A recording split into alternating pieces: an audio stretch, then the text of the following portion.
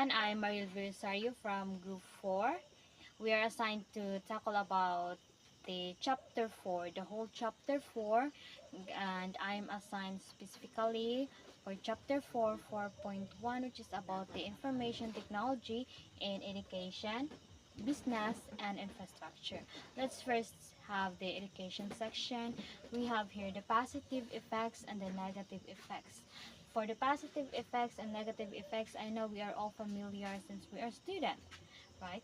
Okay, we have now the positive effects for the information technology in education. We have here both students and teachers can get information through online platforms like Facebook, Messenger, and email.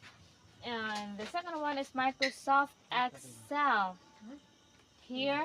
And then dili na to ipang encode ato ang mga data nga nagather labi na sa ato ang research pohon. And sa ato ang research sad pa grade 12 if nakahinumdum mo.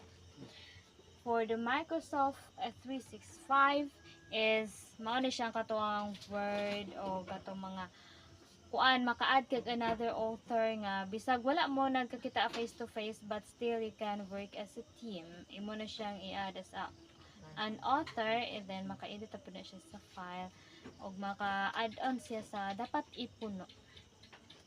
And for the online journal is about na siya sa instead of maadutag physical library is naa na siya available online, especially if nangita ta og RRL, which is review of related literature sa ato ang research pohon, and sad sa ato ang research pagka grade 12. And for tutorials from YouTube, like sa kato ganing pag MMW na to nga time, di sad malikayan nga malibog ta during discussion, so tan-awon dito na siya balik sa YouTube kung saan jud siya. Since naman dito uban nga kana gani mas masabtan gani dito like na ay shortcut inana.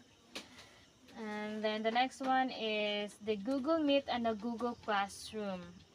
Siguro familiar na ta ani kay mao man ginagamit ato karon kay ga-online naman ta since kuan man nag-save man ta sa oil kay labi na kulang ang kuan sa toa kanang dire na nag-deliver sa toa since na ay mga panghitabo sa gawas nga naka-apekto sila.